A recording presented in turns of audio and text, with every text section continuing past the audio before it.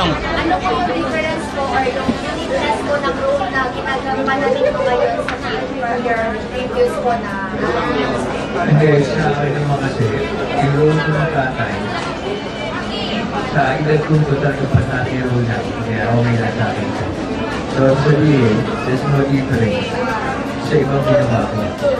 Anyway, ano mo na? Ako nga, anak ko si Joshua Garcia sa dami. Hello! Magandang hapon po sa inyo lahat. Ako naman po parang first trip ko talaga na makakagawa ng movie na may touch ng Muslim culture. So, I'm so excited po doon sa mga nalaman ko na good thing about mga kapatid natin ng Muslim. At marami po talaga kami natutunan with this movie. So, I'm really, really honored po. Thank you, Mayor, for having me in this movie. Thank you! Purely Muslim. Kung may Christian, pwede lang. Yes, hello po! Hi! Kaya para alay ko. Ako po bilang asawa, ito ang ginagawa ko asawa ni Mayor Marcos Mamay. And kakaiba dahil first time ko lang po gagawa. Sa dami namin ng nagawa ko ng roles, ngayon po ako gagawa na ako ang isang Muslim. And I'm very excited kasi gusto ko rin maano yung Muslim culture and natutuwa rin ako na magpasama dito sa pelikula kasi maganda rin yung nakasama kasi isang inspiring movie, yung True to Life. Kasi I think this is my second movie na True to Life. Dahil yung una, ginawa akong Hori Kilimo. So ngayon, ito yung second movie ko na True to Life. So, ayun, thank you, Mayor Marcos Mamay, for having me. And I'm very excited to explore Lunungan. Pagdating ko dito, na-amaze ako sa ganda ng province nyo. Sabi ko, Mayor, grabe, napasimento mo yung yung daan dito. Yung samantalang sa Manila, yung ibang lugar sa Metro Manila, hindi pa simentado. Diba? Kaya napakaswerte niyo po. And pag-uwi po namin ng Manila, talagang puro good things ang masasabi namin dito. Kasi syempre, maraming hindi pa nakakarating dito na taga Manila, dito sa lugar nyo. At talagang masasabi ko, isa siyang magandang lugar na dapat talagang mapuntahan din ng mga kapwa natin ng mga taga Manila. And thank you for this opportunity, Mayor. Una po, isang mapayapang umaga, tanghali sa ating lahat. At kami pong lahat ay nagpapasalamat sa inyong mainit na pagtanggap sa inyong tayo. At nagpapasalamat din po ako sa ating butin at masipag na alkalde, Mayor Mamay, na nagtiwala po sa akin para po umanap ng kanyang life story. Doon po sa tanong kanina, halos lahat naman po ng pelikulang ginawa ni Jeric Fabal ay hango po sa tunay na buhay, yung mga action film namin, yung mga hoodoo stories. Ang pinag-iba lang po nito ay hindi po hoodoo ang gagawin yung movie na yun. At ngayon lang din po ang gagawa ng pelikulang sa kultura ng ating mga kapatid na gusto. So, isa pong karangalan ang gawin ko po ang life story ni Mayor Mamay. At para naman po mabigyang buhay natin ang kanyang story. At siyempre, nagpapasalamat din po ako sa mga co-artist ko na umayag po sila mag-support sa akin. Salamat.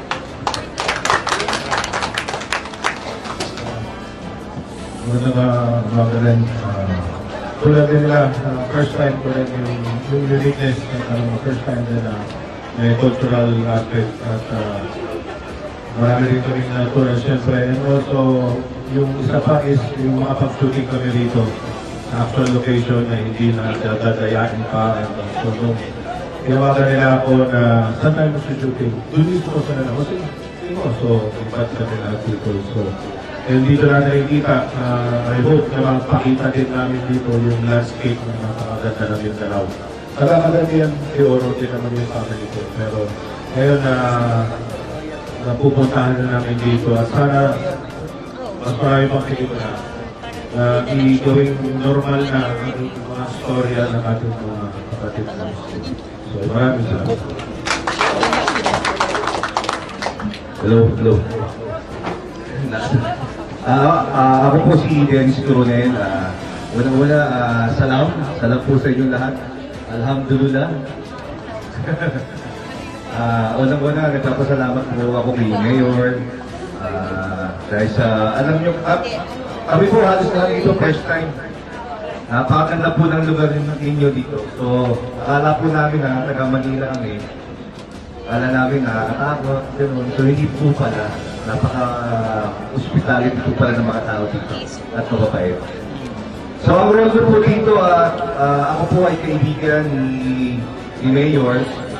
Ako po yung nag-push po sa kanya na nag-good job na tumakbong Mayor dahil sa nakikita ko yung mga mission and vision niya sa pagtulong. So, inudyugan ko siya na tumakbo siya dahil alam ko marami siyang matutulungan dito sa Lanao. Kaya, yun nga po, natupad na yung pangarap niya maging mayor at natupad na rin ang kanyang pangarap na makatulong dito sa Lanao at dito po sa sinasakupan niyang municipality. So, maraming salamat po. Thank you. Maganda lumabas. Wala lang po. Oo nga eh. Hindi, kung dito po, ang goal ko dito is kaibigan ni Ara, walang paling hanggang Kati, hanggang sa naging asawa ng Planway. Hindi naman ito po seryoso. Sino kasama mo dapat eh? Hindi pa ito po. Actually, kay Bobby nyo Kasama. dahil ang mukha ko. Parang po. Salamat po. Direct, yes po. Ako po yung other woman.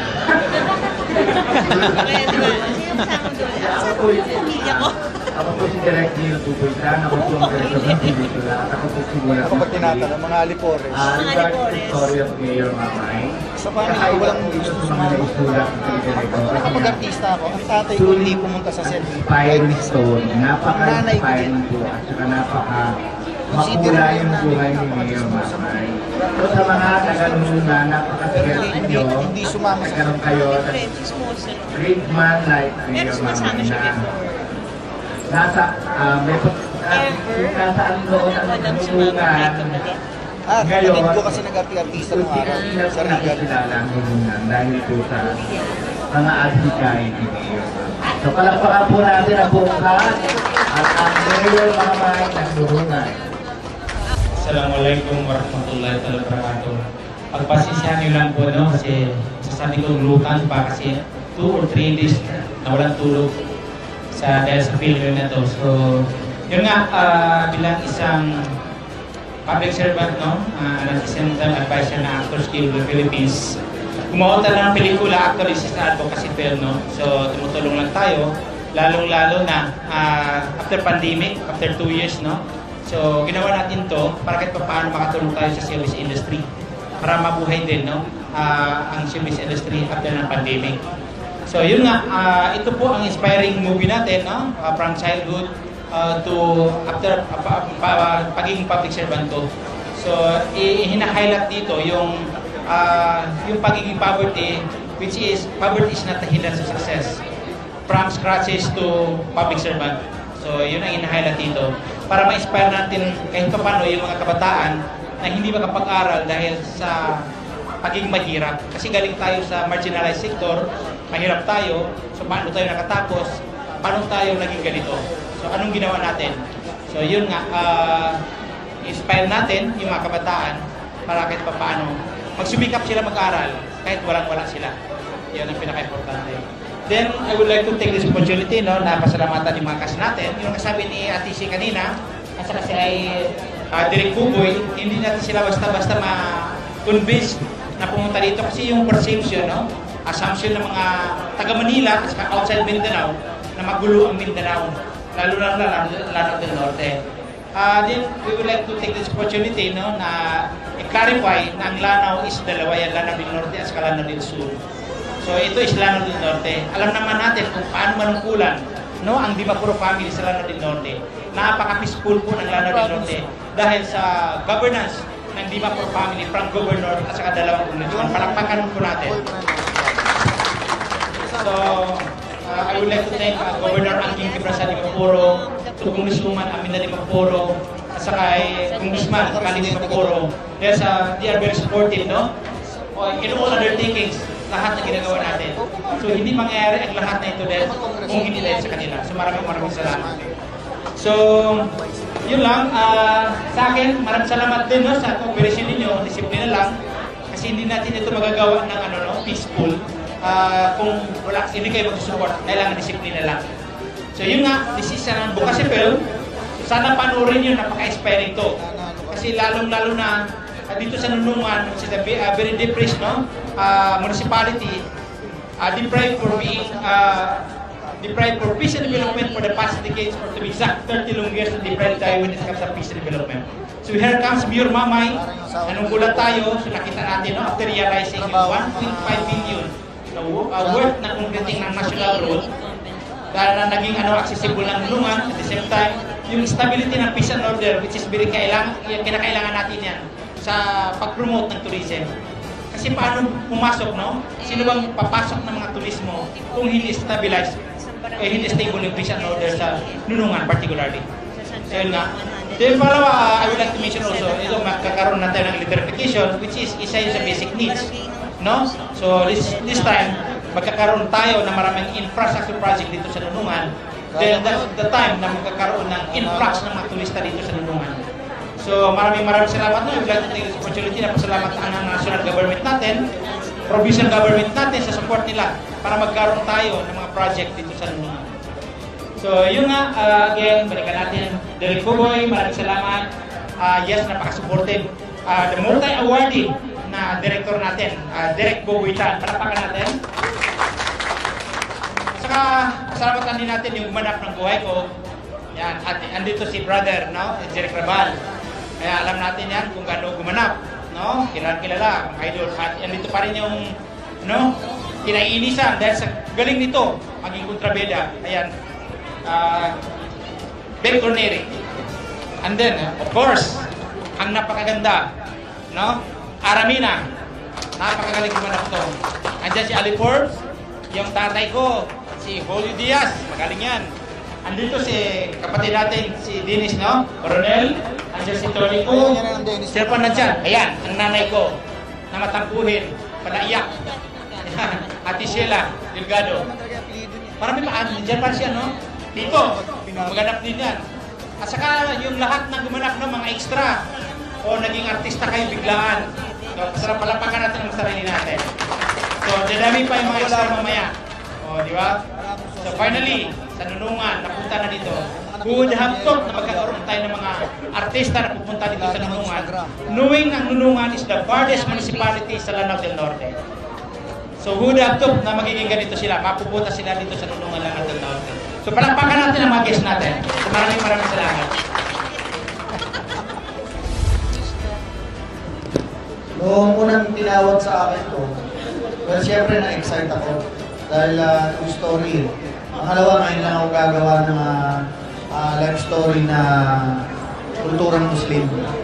So sabi ko, okay ito, why not? Maiba naman. For a change, kumpara doon sa mga ginagawa ko, puro mga art action film, okay naman ito.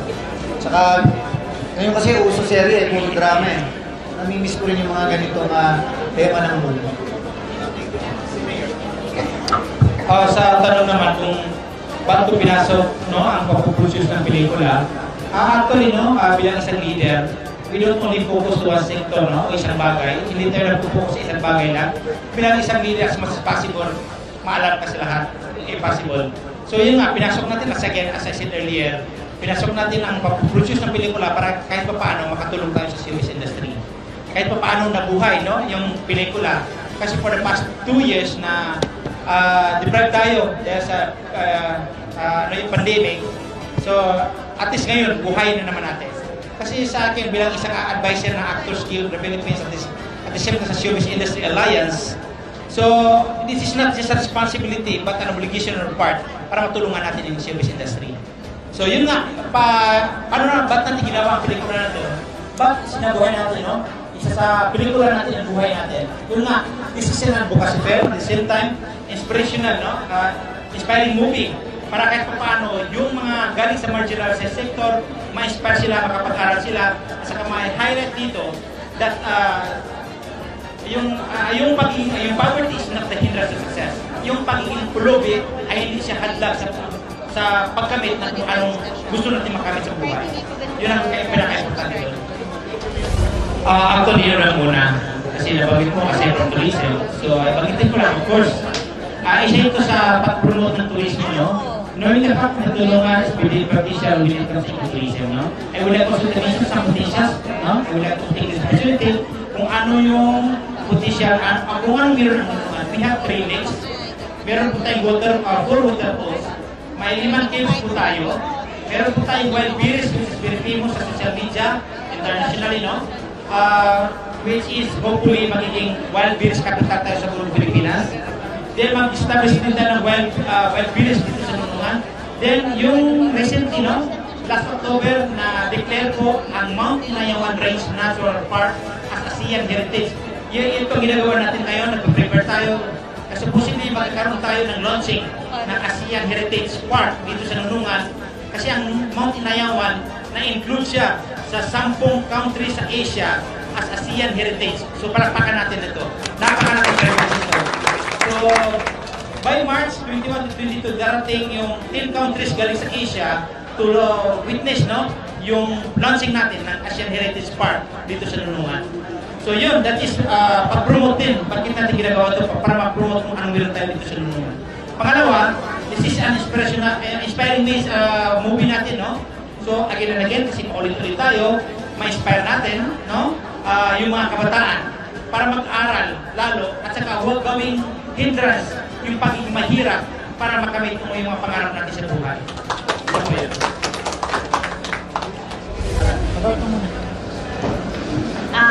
Actually, yun, bali yung story kasi na yung buhay ni Mayor, katulad na sinasabi niya, inspirational siya na hindi hadlang ang pag-mahirap para, yun, para mag-aral siya, mabuti at makuha mo achieve mo yung success. And gusto ko yung mga inspiring film. At kadalasan yung mga ganitong storya, nandito nga sa mga ganitong lugar. So maganda na naiyaano natin, na-share natin sa ibang tao inspiring film. Mas maganda na yung ganong tema kaysa naman yung puro ano tawag dito. Oo, medyo, hindi, may drama rin naman siya, pero at least ito, totoong talaga, storya. Hindi siya fictional. And at ako rin excited din ako sa nabuha at magkaroon knowledge about sa Muslim culture. It's the first time kumalang din gaganap na Muslim sa pelikula. And gusto ko rin yun, kasi kahit ano pa man ang review natin tayo ay magkakapatid at kapwa Pilipino. So maganda rin yung natatas yung story. Saan ba si Asieso?